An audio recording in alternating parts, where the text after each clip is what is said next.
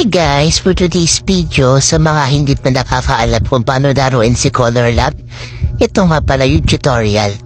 So as you can see, meron ko yung nakikitang mga kulay. So, i-combine nyo lang siya guys.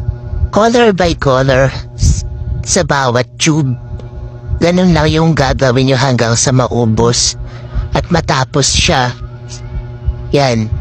Pagsasamahin nyo lang talaga lahat-lahat. Yan. Di ba ganyan lang kadali? Kahit bata, kaya-kayang gawin yan.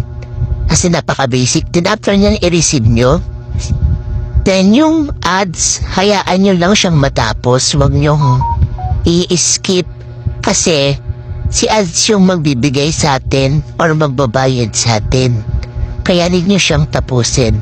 After nyan, yan, ipapakita ko rin sa inyo na need yung i-receive yung mga na dito sa task. Yan, kung nakikita nyo, iba-iba dyan yung nakalagay na task na kailangan tapusin. Sa treasure box, need nyo rin yung i-receive para mag-level up yung VIP level nyo. So, yan. Sana nakatulong guys. Follow for more.